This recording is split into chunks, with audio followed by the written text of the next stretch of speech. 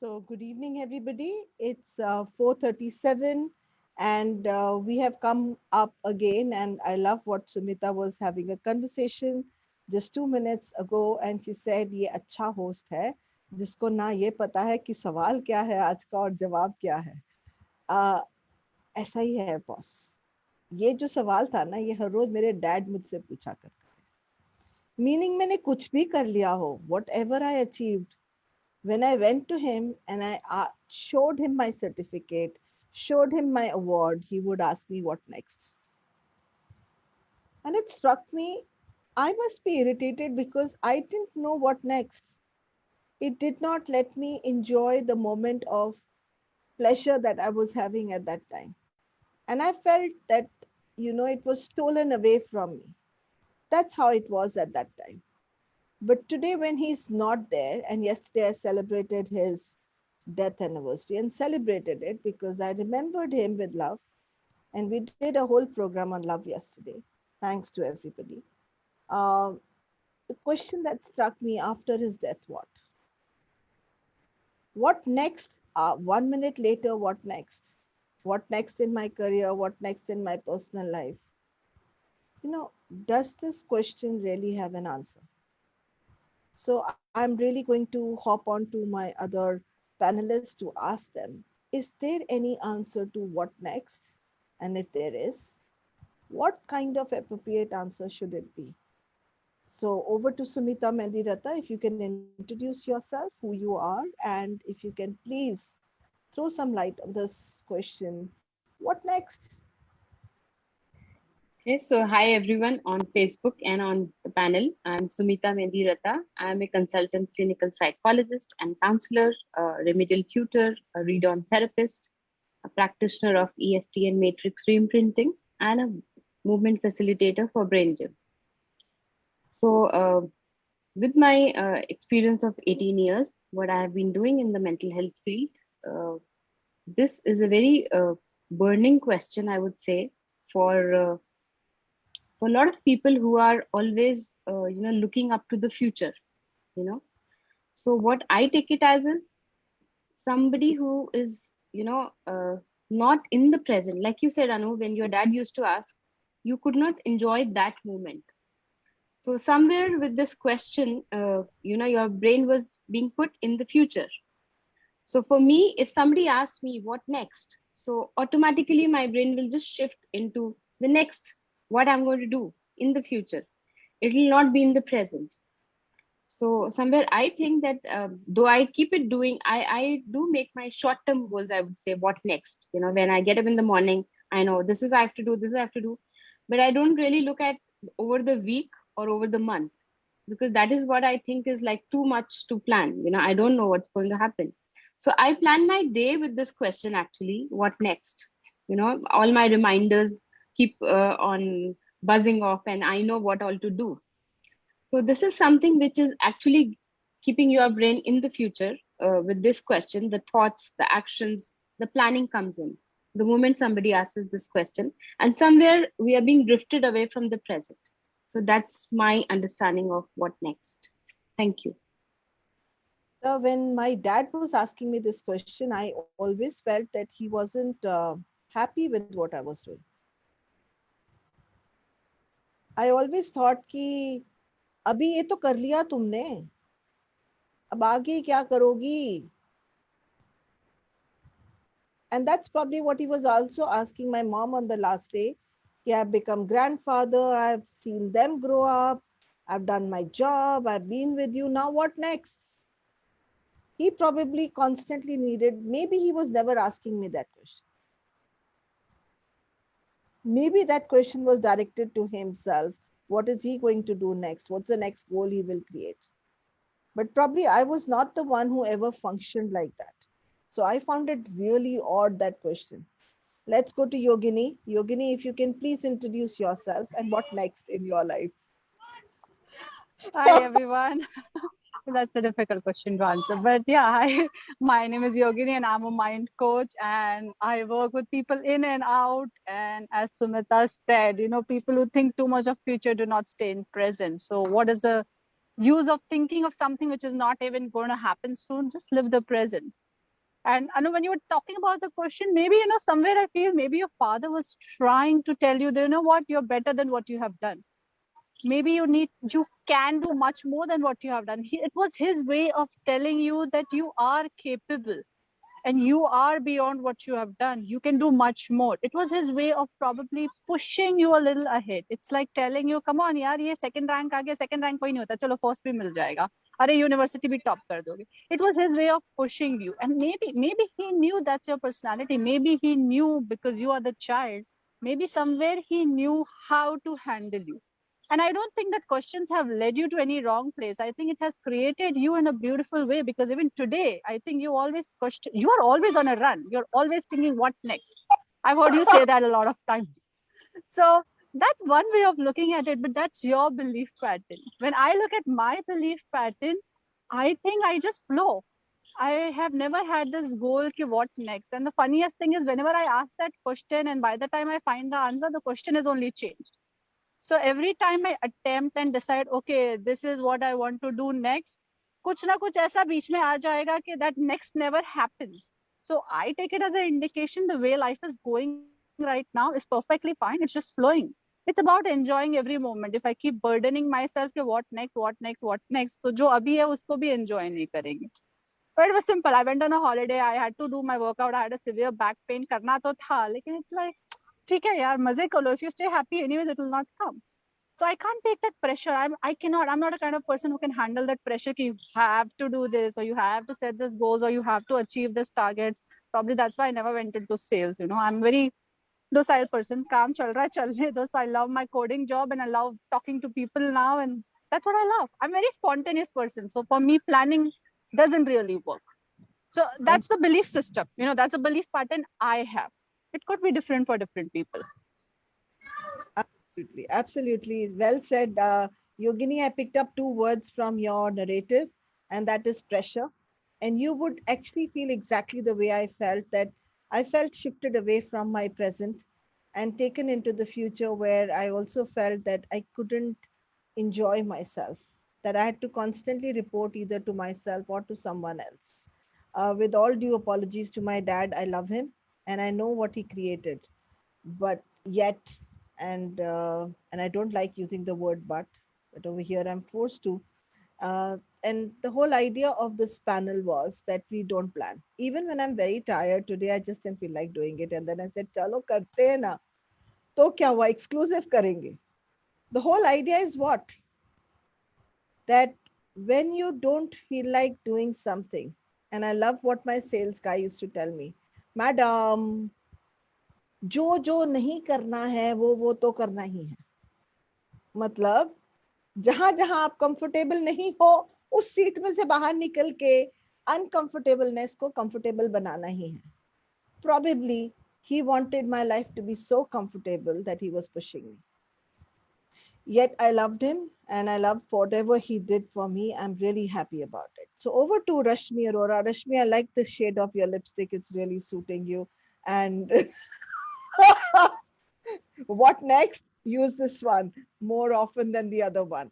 Okay, so Rashmi, if you can introduce yourself, and if you can please tell people what is your reflection, because your reflection has always been different. Your insights have always been very different from other people. So I would really like to hear. Thank you.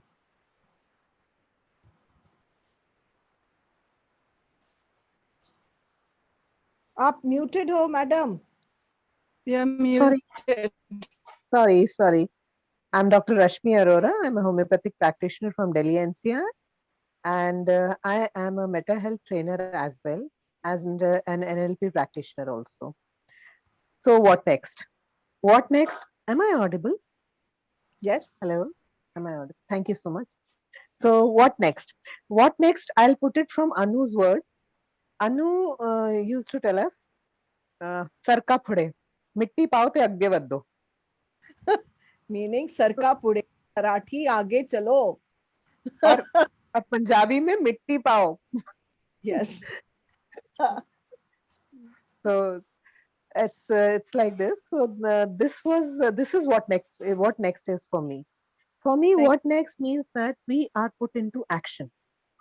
Otherwise, even in the present moment, the present will become past at one moment. So Yeah. what is now will be then in a while.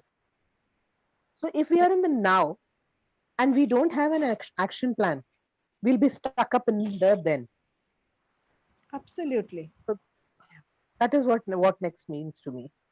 Thank you. And I love what Rashmi said. Actually, there was a big joke that happened in my life.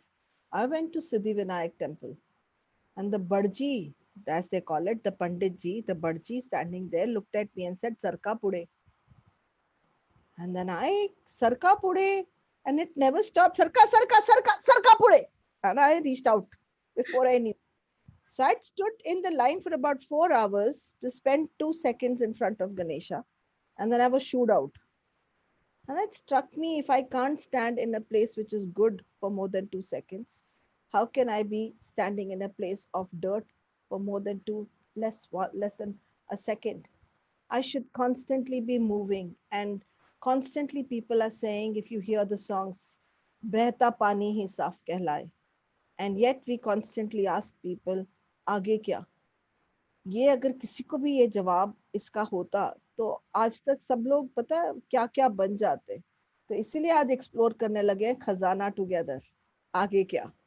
चलिए Sumita, I also heard Yogini saying something very interesting, and that was, this question can put pressure. Do we really need Yes. pressure to move ahead? Do we constantly need pressure to move ahead? So Anu, I believe that for some people, they say, we are not that much capable enough. We need a push, we need that push, some external or internal push. And somewhere that is true for everyone. You need a push, means it's a motivation, it's a goal which you need to look ahead to. Every day when you get up, you have, like on Sundays, how do we just lay around and think, no, there is no task today, so we can rest. So automatically our brain and bodies go into a rest phase, and we are not in an action mode. And when we have something to look forward to, that gives us the motivation to go ahead. So everyone has to recognize their, his or her own goals and then go ahead. But I have seen in my daughter, for example, like I used to think that as adults we can still, think about the goals, have the goals. But how do small children do?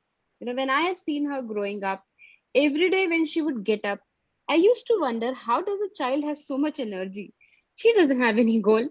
She doesn't have to do, any task or anything. But the energy levels are like superb. That has been a question always in my mind whenever I see my own child or some other children. The moment they get up, I see the kind of vibrance and energy, and I always feel that I should also have that kind of an energy level.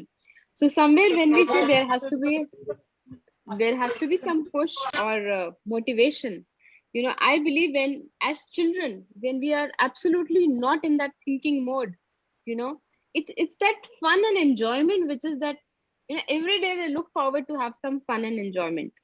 And I think that is itself uh, giving them that energy. So if as adults we also can adopt some of those features, and every day when we get up, we just don't worry, we get the push into the worry phase. That is why when we do actions, it is more with anxiousness, it is more with anxiety, it is more with full of emotions, like, which if we are not able to do, that's the pressure. When you're not able to do something, you get into different emotional moods. So if you're doing something without pressure, like kids do, when there is no pressure, but the only thing is you have fun. And then they have so much fun, so much energy, that the adults around them get into that pressure mode, what to do next. Because the child is always looking for what's next. When you've seen small children, they'll pick up anything, they'll do something. And then you think, abhi bacha, it's like, okay, no, again, the child will get into that mode. So I feel that children have that kind of a vibrancy and energy, which as adults we do lack. And there, what next is without pressure. Thank you. So Yogini, you said that the pressure does not work for you. Yeah. So what works for you? Because it feels as, according to Sumita, you need something to either internally or externally to move ahead. What makes you move ahead? Because you're a mind coach. What's your mantra of move? You're right now also walking, moving ahead, constant on a move. True, true. So I think what Sumita said was perfect. I have three kids who wake up at any time of the day. They wake up so fresh, so energetic, and they don't think what next. Okay, they just enjoy. The moment they don't find something, they will find something to enjoy. They might find silly jokes, they might make silly sentences, they find blog. कुछ नहीं तो कुछ नहीं चम्मच से भी खेल लिया.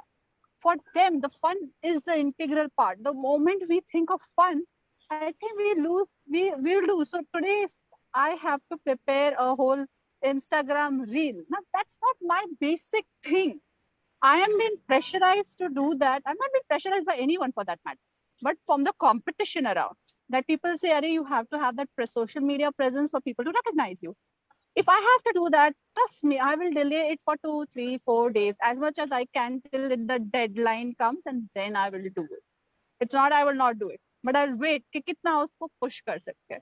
But the same thing, if Anu sends me a message, आज ये session है, I can wake up from my sleep and join because I enjoy it. I truly enjoy it. And this is my core. This is my core. I love talking. I love talking spontaneously without thinking. I love being myself. You know, it's like being straightforward. Nobody is judging. The amount of things I have told on your sessions and these, live sessions, if I would have talked to the world, I don't know, by now I'll have like 1,000 labels on myself. Okay, this, she thinks like this, she thinks like that. So I think it's the fun of not being under pressure. It's not being judged by what you are or anything. So I can do this every single day. I can do this every single day without feeling any pressure. And I would love to do it. But the moment you tell me to do something because that is required for achieving something that you want, it starts feeling more like a pressure. You start pulling back. It's a normal human mind. And then you have to make your willpower strong. You really have to work towards it. You have to train your mind to go there. So for me, pressure doesn't work. I try to do reels 2, 3 times, like, जाने दो यार, मेरे बस की बात नहीं. I can't do. What I am, I am. I can't be something I'm not. But I love coming on your show every single day. So thank you for that. I really acknowledge you for that because I miss you too, your energy if you're not there. And that was the whole idea of the show, that we don't plan. Because I believe planning takes away a lot of rawness. And that rawness is what gives the edge. Whereas when we are planning and planning and planning, we are editing and editing and editing to such an extent that sometimes the message does not reach. So I'm asking Rashmi right now. Rashmi, very interestingly, two of the panelists said, Sumita said, oh, I chose Sunday to rest, no rest day. And very beautifully, Yogini said, there are things that I am good at, and there are things that she's not good at. The things that she feels that I have to put in an effort, she's constantly motivated to do them. She doesn't even think what next because it comes as naturally as breathing for her. So is it that we are planning fun? Is our life become so serious that we have to plan fun? That we have to plan how to be in front of other people? Is that what is killing the whole joy in the whole story? So if you can throw some light on that. Thank you. Anu, I would like to take this a bit back from this side. Like Yogini had mentioned the word pressure. So I would like to put it to the word force instead of pressure. So a force is always required to to create a change in a body. If the body is in inertia, it will keep on rotating. It will keep at rest, or it will keep it in that particular motion, unless and until a force is external force is applied to it. So force doesn't not necessarily means that the force is you have to think and apply the force. It's your unconscious mind. It's your inner self that drives you to it. A force is a drive again. So when a person is driven to it, he doesn't need to think that he has to have fun. He doesn't need to think that Your voice is breaking. has to Break. go on and am I audible now? I'm sorry, you're not Hello? audible. Yes, go ahead. Is it better now? Yes. Thank you. So it's not that we need to think about it. We do things constantly. It's not that we do things constantly. We keep on shifting gears throughout the day. In fact, why throughout the day, throughout the hour, or throughout the minute, we shift our gears. So if we are wanting to have fun, it's okay. We can have fun. Even we didn't need to want to have fun. We can just have fun. But that doesn't mean that that is not a next thing. It's the next step you're doing. So that is what next. But what I understand from here is that we are sitting down and pondering over and thinking what next. Rather than that, I would say what next is just agla pal. वो गाना है ना पल दो पल का शायर हूँ पल दो पल मेरी कहानी है.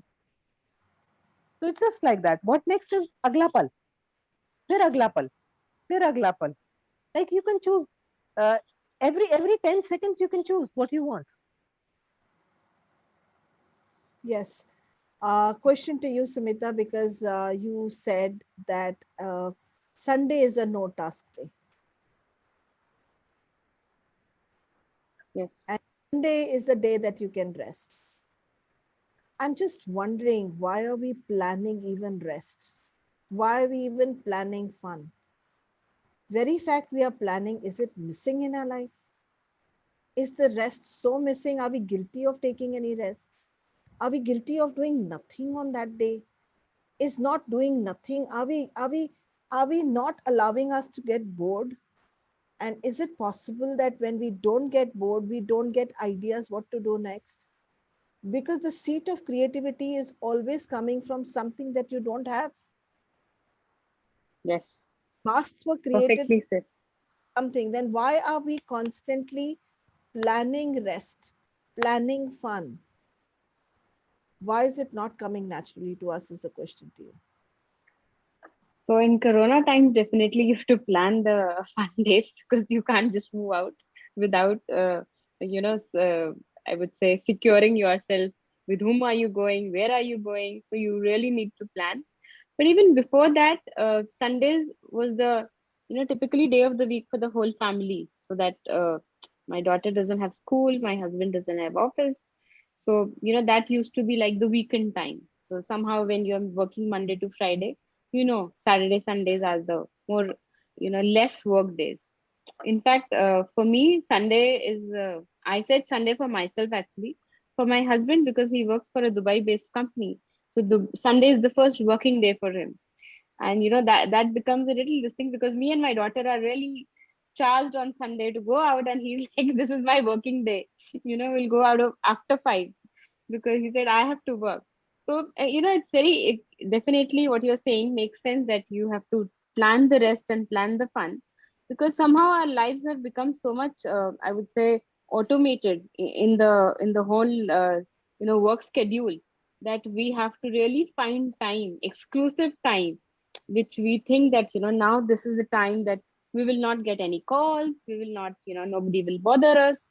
It can't be any time of the day that I can think that I can walk out, though I'm a freelance consultant and I'm not working as such for any this thing. I have my appointments and schedules, but definitely looking at my husband and my daughter's schedule, we really have to find that.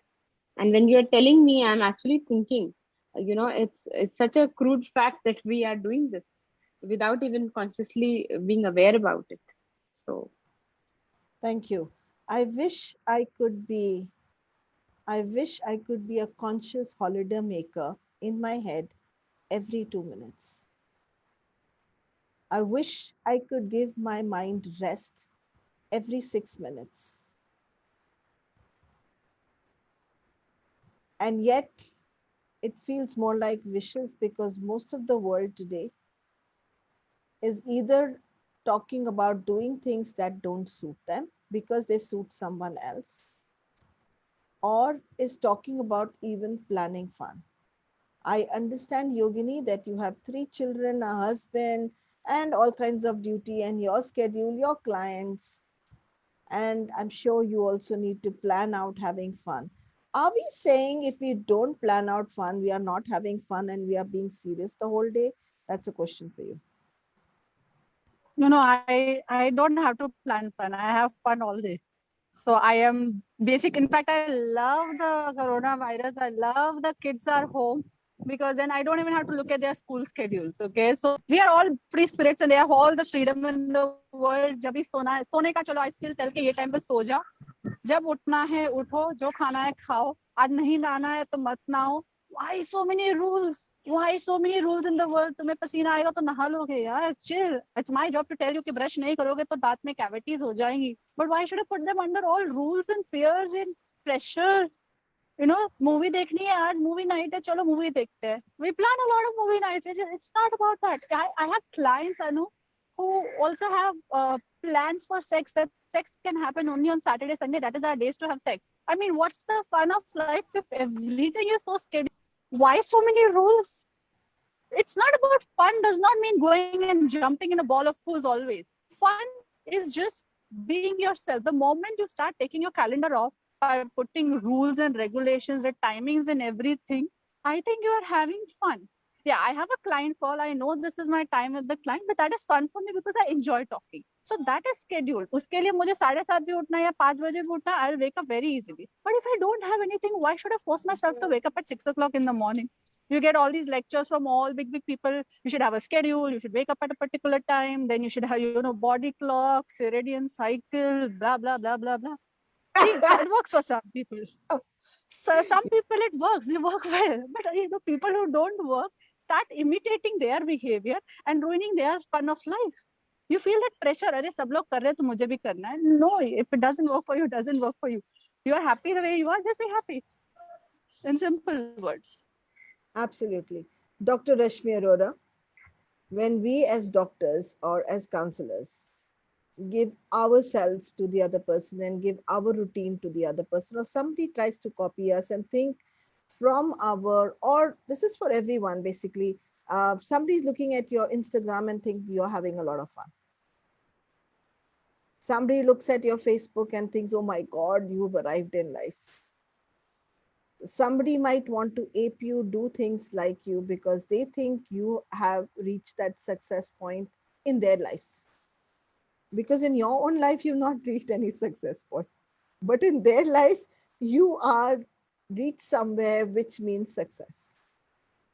Now, they are going to emulate you. They are going to basically behave like you, do things like you. Will this be taxing or will this be an easy task to do? And should they be doing it, or is there any other way of finding out what next for them? First of all, Anu, success is counted sweetest. Be it me, be it you, or I'll say, be it for a kutta, billi, bhais, bakri. Anybody, it would be a success, would be counted sweetest. Now, if it would be a task for them, I cannot comment on that. That is their presumption. But if I am copying somebody, it would be a task for me because I would not be myself. Then, what was the other question? I'm sorry, I slipped out of the track. Not a problem. I just asked you that when you are looking at and emulating someone or doing things in certain way, either you or someone is doing it for you, doing it the way you do it, and they call that success. Is that really, and your space are not it as success. Let's say Amitabh Bachchan, a lot of people look at him and think he's successful. But maybe he gets up every day morning and says, what next? Exactly. And he doesn't stop living because he's reached a benchmark for someone. He continues living his life, continues planning his life, which may be suitable for someone or not suitable for someone. But people, according to people, he's already reached a success benchmark. And how does the person who is copying him reach that success benchmark? Because we constantly are picking up benchmarks of success as someone who we cannot reach. Anu, if we are picking up a benchmark, then that means that we are trying to stress or outreach ourselves. For example, you're trying to reach a branch on a tree. You're trying to extend yourself upward, trying to extend which is beyond your capacity. Maybe your capacity might be in the lower branch, and that may be more fruitful. That may be bearing more fruit. But that is a different aspect altogether. If somebody is copying you, then that is that person's story. But if I am doing that, then obviously I'm trying to stretch myself out of it. So I would suggest that, like Yogini said, that she can have fun every minute. I just remembered a book. It is called 1 Minute Mother or 1 Minute Father. It's a 1 minute series by Dr. Spencer Johnson, where he mentions that 1 minute of fun with a child, you would not need to have a Sunday. So, like, I was a very kind of a person who would stretch out, would overstretch myself to work, to meet the demands of people on me. So now, off lately, from so many months, I've started having fun for 1 minute. So my daughter and I we would stop, and then we'll have fun for 1 minute. We'll dance, and then okay, 1 minute over, let's go, let's go to our work, and then after a few while we'll come back and do it. So this is how we can change, and this is how I have changed.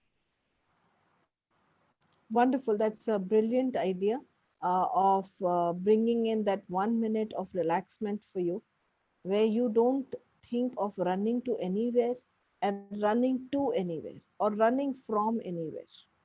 Nothing, And just stopping. you're And just being in your it could be space. an action, it could be an action, it could be a word, it could be a statement, it could be a hug, it could be anything. Just stop yourself for 1 minute. Yeah, just And like then people. and that yeah, and that too not in stress. When you are not in stress, when you are at ease also, stop yourself and do it. Absolutely. I think it's a fantastic idea to just halt wherever you are, breathe, relax, and say, I reached where I needed to reach. I think a lot of people today are running and not reaching anywhere, despite all the goal management, all the right things that they are doing. They may be cleaning up their emails and having only 4 in the inbox. Some, they may be decluttering their house, they may be decluttering their mind. But the decluttering is one part and cluttering is the other part. If the way you're cluttering your mind is faster than you're decluttering your mind, what is going to be the result, Yogini? This is decluttering equally important as cluttering? And is this a normal process? Or are we only conscious of decluttering, but not really, there's not much written about how we should not or how we clutter our minds? Yogini? I don't think she can hear me. So so decluttering and cluttering. So I think decluttering is something that everybody is preaching, and I also, to a certain extent, really think it applies because I have seen that change in me. The moment my wardrobe is all settled and organized, my mind feels organized in some different level. Okay, and when it is cluttered, I am still happy in the zone. It's not that I'm not, but I know I can do better. So it's just about knowing that you can do better and be more organized. Doesn't mean that when you're cluttered, you're not happy. But when we're talking about on a more spiritual level or taking people's thoughts or, cluttering yourself with too many ideas, I think it is like it's like a junk box of your email. कि email आते जा रहे junk box में जमा होते जा रहे जमा होते जा रहे जमा होते जा रहे. We are like, हाँ यार junk box में जा रहा है, it's okay. But at a point, some space is occupied in your inbox or in your emails. So finally, one day you will have to clean it. So if you clean it regularly, that junk is not going to get collected. You will be more peaceful. You won't get those beeps. Okay, oh, your junk, email is full. Your space is over. But rather avoid that if you can. And instead, if you know junk box, actually, if you check every junk, hello, sorry, I think if you check your junk box, every email that you get in your junk, has this line at the end. If you wish to unsubscribe, please click on this link. And how many of us really do that? That is the idea, to declutter or not to get cluttered. हम junk को junk में जाने देते हैं. We know it is junk. But it's simple as going down and clicking that unsubscribe so that the junk stops coming. It just stops coming. If we start doing that, there is no problem. But we are too lazy to even do that. Yes. That's all we need to learn. Thank you so much. So the same question to you, Sumita, cluttering and decluttering. I've heard a lot about uncluttering things. Clean the shelf, clean the body. There are whole books written, but there is really nothing much written on how people are actually cluttering and why they are cluttering. There must be a reason that they feel safe in that clutter. Otherwise, they wouldn't clutter. Yes. So I Somebody- was about to say this. Somebody's cluttering the plastic bags. I know of a lot of people who hold plastic bags, a lot of people who hold, normal paper bags nowadays, a lot of people who hold boxes that I will make something out of it. It's like making something creative out of the waste. And in their mind, what they are looking at is not clutter. So, as you are into the field of psychology, could you throw some light on, yes, we can unclutter, but why are we cluttering in the first place? So cluttering has a different meaning, I would say, for everyone. Like you said, people hold on plastic bags or even whatever items in the house, or like I'm very fond of keeping my house, full of, I like to keep artifacts. I like to have walls with painting, as you can see on my back also. So when I got married, and I came from that family also, like I would always see very nice, nicely decorated drawing room. So my dad-in-law said that by chance when we got married and I came, so they had two flats. So my father-in-law gave me this flat and he said, whatever you want to do, beta, do in this flat. Okay, this is absolutely according to your decor. The other flat will remain. The walls will be absolutely clean, because he knew I had that tendency to, really decorate, and so he was like very clear about it. And I said, okay, I got it. So, and from that day till date, we have two flats, and mine, when you enter, you will see lots and lots of things, everything. But when you enter my mother-in-law and father-in-law's flat, you will see just the walls. They don't like it. So I think it's a very personal choice. And but definitely holding on to things, I would say it's for me, it's like holding on to things. You call it beautification, you call it your aesthetic sense, because it's a very personal choice. And definitely there is a reason, maybe when we go to the childhood, or when we see, because I have seen what I remember of my childhood. I've seen a very basic simple house. My mom and dad used to have a very basic simple house when I started growing up. But somewhere when we started growing up, and when my sister went to hostel, and when she came back, so she had a very good liking for really nicely decorating the house. And probably I picked up from her, that it's good to decorate. And when she did, I started liking it. Then the concept of decorating my room came in, because I got a room of mine. And today I see that in my daughter. If you enter her room, it's full of stickers. Not even a single wall, you'll find any area.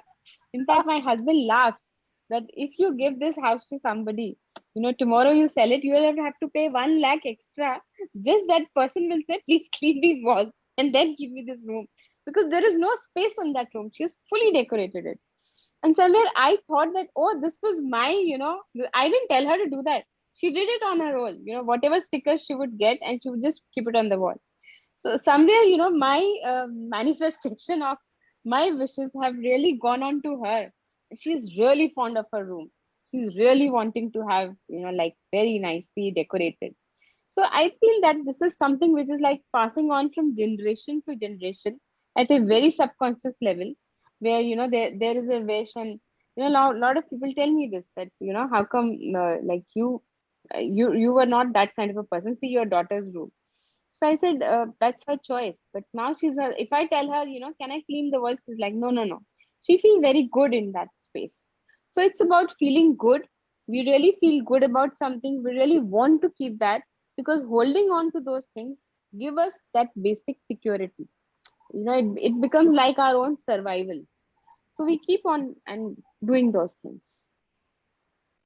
Thank you so much. It feels like you don't have to tell someone what next. Whether they're going to even clutter or declutter, and that's going to be the next move, is going to depend on how their parents were and what was the ideology in which they were brought up, or what did they like and what made them have security. How beautifully Sumita has explained that her daughter too follows her example. And very interestingly, people just gave her a room full of blank walls to paint on or to have a canvas. And that's our canvas. And that's exactly metaphorically how our life is. My question to Rashmi would be, then from Sumita's conversation, can someone tell someone what next for them? Can someone really set goals for someone? We can definitely tell someone what next, but we cannot set a goal for them. Telling is our perspective, but uh, taking or imbibing that is somebody else's perspective. Now, if Samita's daughter, she would have set that example of her nani of plain walls and a simple house. She could also have taken that. That is her upbringing. That is her not upbringing. That is her choice. So everybody has a choice. So the world is full of people telling.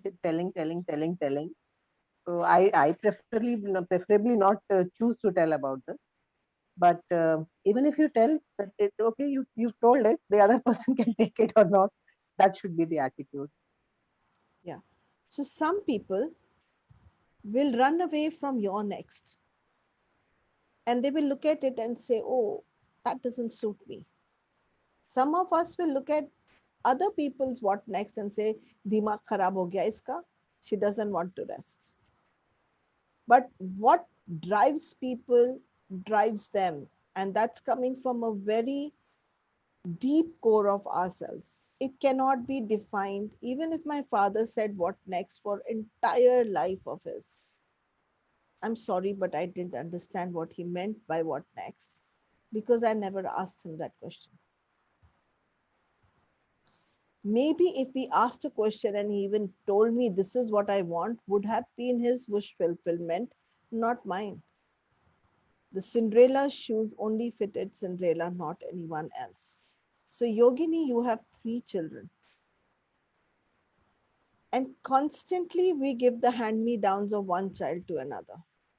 Could be in the form of clothes, intellect, comparison, and it happens at a very subtle level. It's not something that we decide to do. You know, neighbor की बच्ची, हमारा बच्चा, ये साफ है, ये अच्छा है, ये गलत है. Aren't we making choices for children and for ourselves every minute and telling them what next? I know, I love the way you said, क्या होगा, नहा के पसीने की smell आएगी, अपने आप जाके नहा लेगा. But what I'm talking here is, despite that, somewhere at subtle level, we are creating their what next. So how do you avoid competition between your children? Like comparing them, not competition, comparing them, because comparison seems like a very big what next for few people. Either they are comparing or they are comparing themselves or parents are comparing them. So very interesting, and I agree that there's always a comparison, but I think I have grown a stage higher because I was a very fat child. My sister was a very skinny child. And there was always a comparison. ये इतनी पतली और ये इतनी मोटी कैसे? दोनों तो बहनें हैं. क्या खाती है different? So I have constantly faced that. I was the most smarter one. I was the intelligent one. My sister was not so intelligent. I mean, she was great, but she had different life. So our parents never compared, but the world did compare. Okay. And so yeah, parents don't. I don't think parents compare as much. So for my children, all three are very different personalities. My daughter is extremely dedicated. She's an athlete. My middle one is more into computers, and my youngest one doesn't know what he's going to do at all. So for me, it's like they're three different. And you know, the whole thing is we regularly have these conversations, and I tell them, okay, you know what? You have to tell me now, what is it that you are good at? Okay, what is it that you believe that you are really good at? You take a pick. I'm not going to ask you. And then you tell me, what is that one bad thing inside you which is stopping you from achieving what you can achieve? And we have this discussion every, maybe 2 months, 3 months, or in the night bedtime. So bedtime routine is more of talking such things. And we had a beautiful conversation day before yesterday when I asked them, what is the meaning of perfect? What do you mean by perfect? Are you perfect? Are you not perfect? And one said, I think Bhai is perfect. I said, why? Because he is intelligent, he is smart. I think he's perfect. I said, no, but I think you are also perfect. You are so lovable, you're so huggable, and you're always smiling. So, like, am I? I said, yes. I think you need to understand that each one of you is perfect in your own space. It's just that you always have a scope of becoming better. Perfect, each one of you, because nobody's perfect here. The moment you will say he's perfect, or that if you say Bhai is perfect, but he has that anger streak in him, he's got a bit of an anger streak. He gets irritated easily. If you tease him, he'll get irritated very easily. I said, if you want to be like him, you will get that. But that is not your personality. You are a very free soul. You are like always happy. So why would you want to be like him? I said, as parents, we love all three of you because you all three have different personalities. Imagine so boring it would be if all three were same. Same anger tantrum, same happiness, and everything was same. It would be boring. Life would get boring. So I just told them the same thing. Each one. So there's only either nobody is perfect or everybody is perfect. You can choose the definition, but it means the same. Either none of y'all are perfect or all of y'all are perfect. Right? So the moment you say that, I think it just clears off the whole thing. There's no comparison anymore. I loved he brought about two things very loudly. One, even if parents do not compare, the world compares and puts it in the platform to you. And worse, we compare ourselves because her children were still comparing themselves to each other.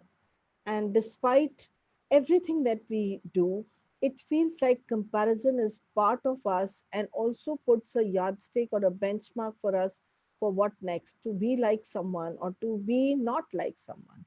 And that's constantly the story going on. I don't want to be like this. Oh, you don't look like an Indian. Oh, you look like an Indian. What does that mean? What does that even mean? I don't even know how many people in our country have diversity beyond any other continent on this planet Earth. The kind of diversity that Indian skin has or Indian look has, I don't see that happening anywhere across the globe, right from looking like a chinky to everywhere. Yet the comparison is there. The skin color comparison is there. The intelligence comparison is there. Comparison of how much money you have is there. And could that be hindering us from even organizing our what next? Because our what next could be an empty what next, where we are trying to be like someone and have forgotten what is our strength and what is our weakness. So, just as an observation, I was putting that forth. Dr. Rashmi Arora, I would really like to ask you, how do you refrain from putting your kids under comparison? And to be really honest, has there been comparison because you have one boy, one girl? And you know how in our country, the boy and girl difference comes even before you can think. Thank you. You are muted, sweetheart. To be very honest, except the safety factor which lurks in Delhi and these areas, there has been no comparison. My boy, he's a very, very good cook. And he started learning cooking at a very early age. So off lately he made something, and then I said it was very tasty. He said it was not tasty according to my taste. I said no, it was. So he said, okay, if it comes from my teacher, then obviously that might have been delicious. I said perfectly all right. And my daughter has never been compared that you have to learn cooking. She started doing it on her own. Similarly, what my son does, my daughter had started doing on her own. There was never a comparison on these issues. Rather, my mother used to say, you have twins at a gap of 5 years. Right. So that is, yeah, that's a very honest confession on my part. Are you saying that they've never been compared between themselves intellectually any other way from anyone, even in the school, No. at the In the similar kind? school, I can't say, but at my end, never. Okay, so they have never compared themselves to their mom or dad. Comparison is not just within the That siblings. I can't say, but between those people, between two of them themselves, no. And One, comparing them with their mom or dad, I can't say. in my Because opinion, they were even when they have taken up their streams, like I have seen most of my friends taking up their streams, and they're saying that if you're a doctor, if you're a homeopathic doctor, your child should have become, one of them should have taken up homeopathy, the other one should have taken up medicine or ophthalmology. No, never. We have let them like this. Whatever you want to choose, whatever you want to choose as a profession or as a hobby, whatever, you can do that. So my son, when he was very, very small, I have a friend who is a psychologist, and she was staying nearby in those days. She had two girls, and I had a boy and a girl. All four of them, they were at a gap of 2 years like this. So they used to play together. चाहे वो घर घर हो, चाहे वो कुछ भी हो. Even me, I have been of a kind when I used to play every game. So it was never compared. I've never compared my children like that. And okay. my friend, my son used to play ghar ghar, and they used to cook, they used to clean, and they used to play like that, and it was fun watching them. Thank you so much. I'm going to do something naughty. I'm itching to. Can I, please, with your permission? Dr. Rashmi Arora. Please. Thank you. Yogini, contradict her. Ask her About what? questions. About the Competition, yeah. comparison? Yes. Comparison? Just hear her. Oh. Let's see if you can find anything in contradiction. Bola now, I'm itching too. This is her Oh God. of you. Yogini does not like this harmony. We've already taken her permission. Yeah, that's like, yeah. We are just doing must. So Rashmi, I think one question you should answer, that your son is going to take your surname ahead, not your daughter.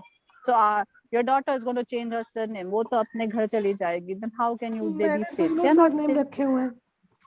I am Rashmi Nagpal Arora. How do I tell my daughter you don't keep this? Even if she just wants to keep her first name, it's perfectly all right. Perfect. माँ ने किया तो फिर और कुछ बोलने का रहा ही नहीं. चलिए आप तो फेल हो गए. चलिए Sumita, contradict her. There was something in the statement that she said. Rashmi, could you repeat the statement that you made? My son, just and see if you can contradict anything there. Which statement, Anu? The first one when you were explaining, or anything else. Come on. I'm getting very naughty here. That's all. Ah, please do, please do. चलिए Okay, Sumita, so कभी comparison नहीं करते इसलिए पूछ रही हूँ क्योंकि that's a basis of most of our unhappiness. Yes. so as son and daughter, you know, they are going to have a lot of differences in their physical, you know, basic body and their physical needs and their, you know, emotional needs. So how do you, you know, cover up with that? How do you? I just told Sumita that when, except for the safety factor which lurks in Delhi, except for that. Thank you. Stop. There has been no So, other. stop. So yeah, so that's why I'll tell you said, something without the emotion. I'll tell you something about the emotional aspect. I Okay, can't that's hear you, that's Anu. You're muted. yes, I'm not muted. Stop right there. It's so beautiful, except for the safety factor. That was a very big loop. All of you missed out. Who says no, that's boys why I asked her physical thing. That's I understood that. says boys are safe? Who says boys do not go through sexual abuse? Who says boys are? I have not said that. I'm not comparing both of them. Thank you. I'm saying something else. I'll give you an example. Okay, One, I'll give you an example. When my daughter started, 1 minute, 1 minute. Let me complete, and I'm going to let you talk as much as you wanted to. I told you I'm going to do something naughty. This is for everyone. This is not exactly. naughtiness. This is realness. We somewhere say we are protecting our daughters and forget our boys need as much protection as daughters. Because if we teach a boy properly, a girl gets saved somewhere. And the fact is, comparison and whether Delhi is going to do it. The second one was when it's about cooking. Why are we why are we never saying that the girls are also doing so much? Boy has done cooking brilliant, and I've known Dhruv's cooking. He has won contests. He should be in catering. Why did we force him or not force him? Why did we even ask him to become something else? He could be one of the world's best chef, and I mean it.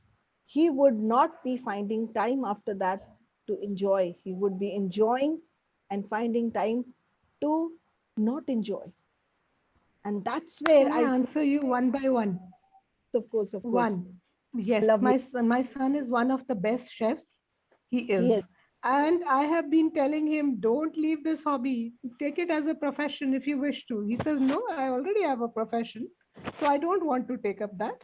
I keep on telling him, okay, do one thing. Whenever you feel like you need to rest, whenever you feel like you want to use this as something, it is a that's skill you can develop.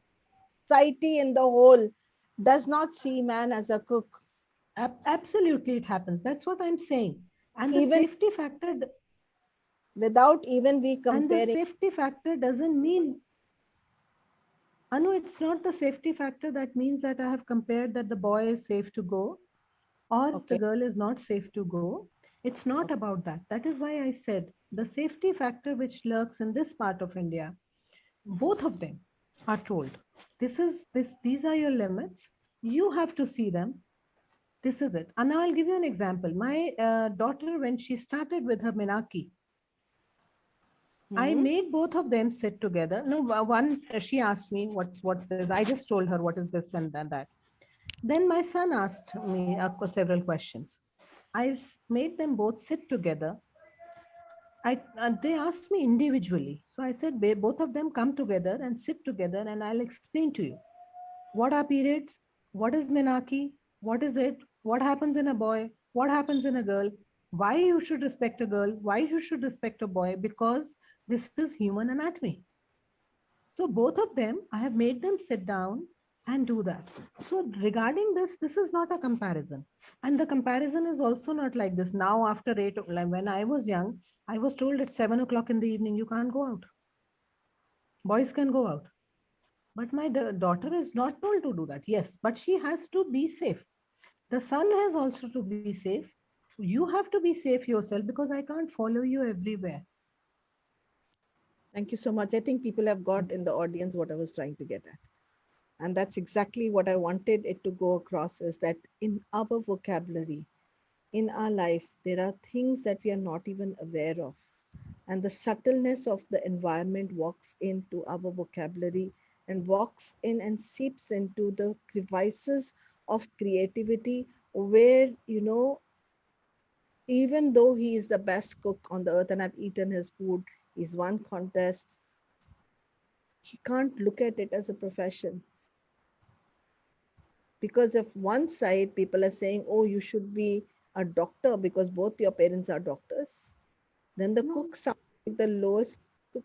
You mentioned that people would have liked them to be into doctors and not you. there are people who would like their children to be in becoming a doctor. Get that. We, So both they, husband and wife, have never even thought about it. all I'm trying to get at is these are the subtleness with which we choose what's next in our life, including our professions, including the kind of partner we choose. I know of so many people who liked someone else but didn't get married to that someone else because their parents might not approve of it. Our what next is not just limited to us, it's so compared to what we have to be so sensitive to what our mom wants, dad wants, this one wants, that one wants.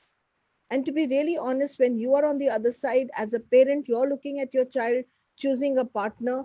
No matter how unbiased you might think you are, I'm sorry, you are not unbiased, because you will think from your child's benefit and point of view, and not from the other child's point of view.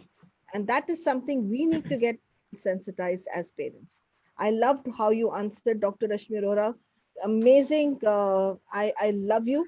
And thank you for taking that mischievousness of mine. I really, really acknowledge doing that live and candid right now here. So over to Sumita. And Sumita, we're going to keep playing this little fun game. Is that okay with you? Yes. Okay. You compare your child with anyone, with yourself. You compare yourself with anyone. You compare your husband with someone. You compare your mother-in-law with someone. Do you use comparison subtly, knowingly, unknowingly? Thank you. I would say not subtly, not consciously, but at the subconscious level, definitely comparisons have come in, even for my daughter and my sister's daughter, you know, Thank you so by my much. mom. So that's a very normal thing, because I'm so much aware about it. I'm so much conscious about it. And I have been always compared to my sister, like Yogini was saying. There are two sisters, and one is the always the lean one, and the other one is the fatter one. So I have been like that. And somewhere, in fact, my sister has sometimes told me also that you carry yourself with so much this thing. You've never let this thing come on your personality. But somewhere, definitely it would have come. Because at the subconscious level, when we know it works, so it would have definitely undermined some of, but maybe I'm this confidence, or this a way I carry myself is my defense mechanism, what I'm using right now, because today I'm aware about all those things, so I can talk from that angle. But the time when I was not aware about, and when I was telling, I mean, I was seeing people telling that, oh, she's your sister, you look elder to her. I have got comments like this, that you are the elder one, she's the younger one. Till date I get comments like this. If I get a client referred from her to the maximum, and they would say, oh, she's your younger sister. I said, no, she's my elder sister. Okay, okay. So people do that. And now, I mean, I've reached a point where I know. So I always tell her, you behave like the younger one, okay? Now I am the elder sister. So I always tell her in that way. So you have to accept some things. Society will not stop. I have got one thing very clear, that people will not stop. And from society, sometimes it can be your nearest and dearest ones. It can be your most loved ones, because for us they are society, because except you, anybody next person is society. I mean, I treat it like that now. So I can get comments from anybody and anybody, but it is up to me what I allow myself to get into that, because I have allowed myself a lot. I have taken a lot of comments, and it has affected me a lot. But wherein I got this awareness, I have put a proper a boundary, I would say, where I don't let other people's comment affect me, be it even my sister, be it even my mom. And today I'm saying in this and on this platform, and I'm sure my sister is going to hear me, and she knows me, that now I am like, they know she's like very bindas. Yeah. She's become a typical Mumbaikar. She doesn't listen to us. She does. So they have all those comments, but now I am like that. It is for me. My intention is not to hurt them. My intention is just to work with me. How it suits me, and how it definitely they are also having this intention, but probably their intention and my intention doesn't match sometimes, and that's okay. You know. Thank you so So much. Let me contradict her if you want to. And what do you need to contradict on? Rashmi, you're still there? Okay, Yogini, go ahead. Ask her a counter question. I am too bad at this game. Rashmi, how about you? Give me the opportunity. Okay. Please understand, when we are playing, Yeah. to put anyone down, it is for you to look at and for me to look at the subtle parts that we haven't looked at. So there is no intention of humiliating or putting anyone down. We are gently or maybe aggressively trying to make them aware and make you and me aware of so many things in that one vocabulary that Sumita probably has said. Yes, Rashmi, go ahead. What do you mean by becoming a Pakka Mumbaikar? Very bindas. Not worrying about what people are telling me, the And way I what if dress. you were not a Mumbaikar? Yeah, because I have been a Mumbaikar, That so is again a probably I think I have. comparison.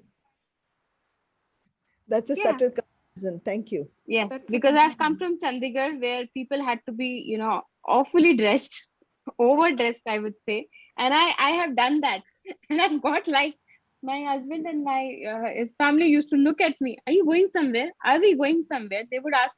I said, no, no, no, this is normal. After marriage, you dress up like this. And they would just be shocked and look at me.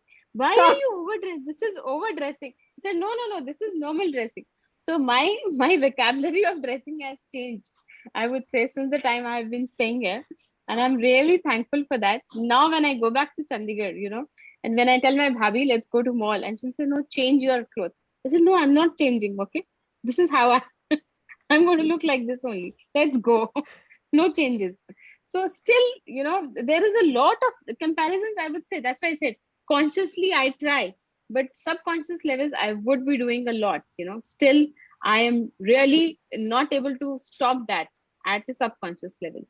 So Thank you so much for that. Do you realize subtly we are constantly our next move?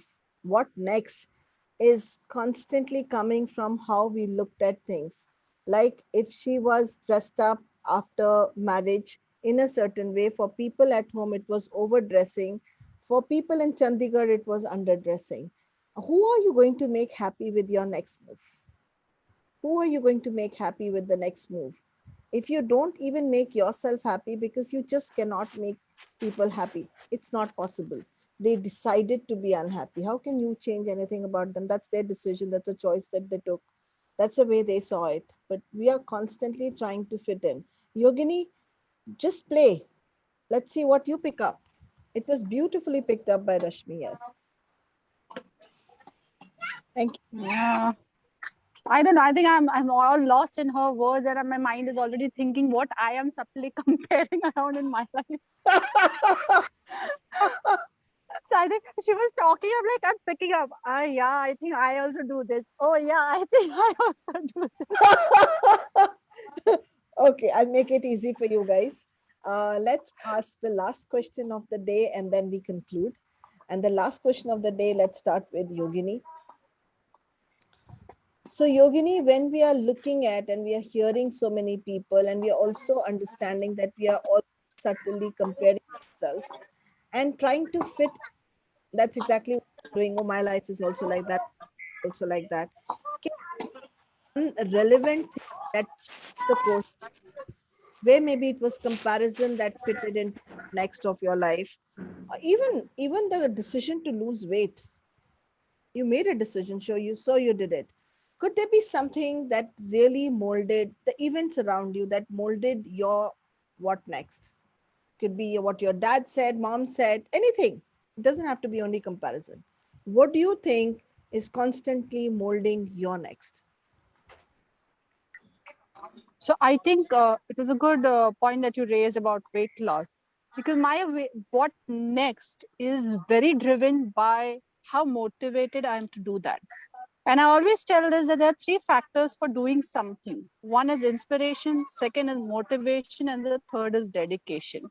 Inspiration you can take from anyone around you because there's so many inspiring people around you. Motivation is something not that what you will achieve that they have, but what will you get if you reach that stage. And dedication is something you have to give. So if the person is not dedicated itself, it doesn't happen. So when I had to lose weight, I was obviously inspired uh, by obviously all these celebrities around us to have that, lean body and feel good about yourself inside. My motivation was when my son was born, my husband 6 months prior to that had booked our tickets to Goa. And my motivation at that point was कि जब मैं गोवा जाऊंगी, I want to fit into my clothes. I am not going to shop a single pair of new clothes. So that was my motivation. And dedication came with that because I wanted to look good. I really wanted to make a difference and show the world that it is not that you cannot do it. So that was my determination, dedication, motivation, inspiration, all combined together, which made it working. So when you have all these three in place, you can achieve whatever you want. But dedication will come only when you really, really, really want it. You want it hard. You want it like, I need this, and this is what will make me happy, and this is what I strive for. So One, that's what is always missing in things which we don't achieve. there was a statement that you said, and that was very beautiful. And the statement was, I wanted to show the world. Who are we talking about, and who was your world that you wanted to show? Because you would definitely were not carrying So a before and after in your hand. So who were you showing? no, I do carry the before and after now when I present to my client. So I was so I had just finished my hypnotherapy session, course, and I was actually applying mind training to myself, and that's where I applied all these mind training because, and my husband also inspired me, saying that if you can do this by training your mind without putting that extra effort of going to the gym, which you have done for years but not got results, you are there to set an example for others. You are there because then you will be preaching what you have already done. It makes it easier to show people that if I have done it, you can do it. I think that is what I wanted to show to the world rather than, for me, it is me looking good. World क्या सोचे इतना ज़्यादा matter नहीं करता है. But yeah, it's like, I think I just like the attention. If someone's looking at me, I would love it, yeah. Get your attention. It doesn't matter. Attention दे रहा है. Someone's looking, oh, you're looking pretty great. That inspires you more. Like, oh, wow. Yogini, the question is back still. I still haven't got the answer. And Tell please, me. who is the world? These people. Who is the world? I think it's everyone in the world. Because when you're trying to set an example, it's everyone around the world who's watching you. And also the people who have somewhere told me that I couldn't lose weight, or it was my own. I think the world was probably even me inside, because I also didn't believe that I could do it. So I think I was proving something to myself. I was trying to show it some to everyone around who felt that I was an obese child. ये मोटी है, ये नहीं कर सकती है. So I think I was just trying to prove something along कि मैं कुछ different कर रही हूँ, and I can help others also. So the world was me also. It was everyone around me also. Thank you so much. I really appreciate your honesty, and I could feel every ounce of honesty coming from your mouth. So, similarly, Sumita, one driving force, something that you did not feel complete in, maybe there was a competition that changed your world and the way the world saw you. Or you thought that the world.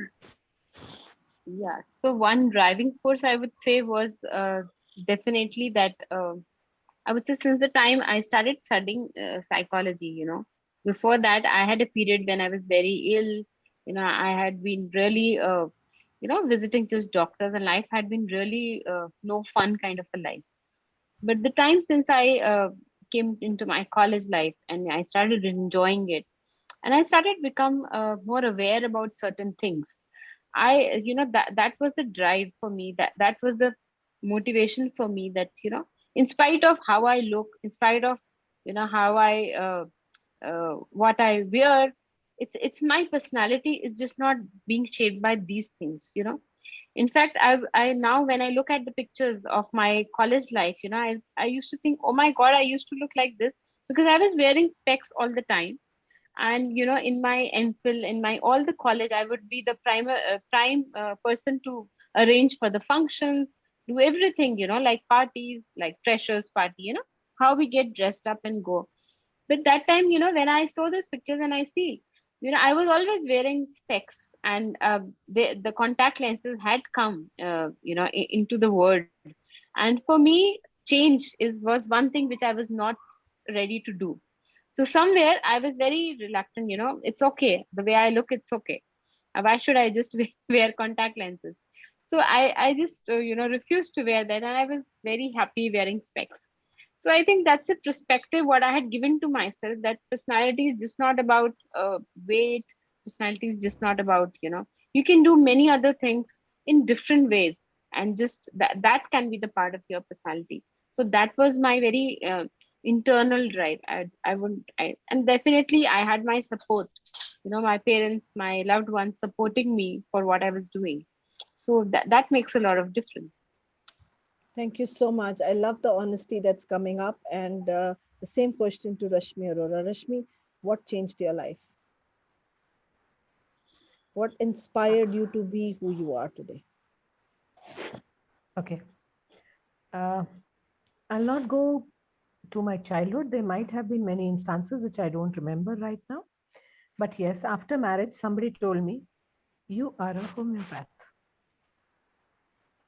And what changed me was, I said, yes, I am a homeopath.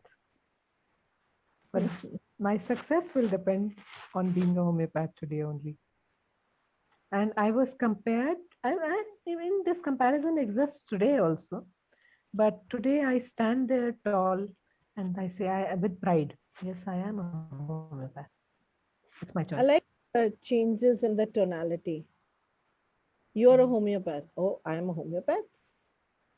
The second, you're a homeopath. Yeah, I'm a homeopath. The third, you're a homeopath. Yes, I am a I homeopath. am. I am And a a proud homeopath one. and a proud one.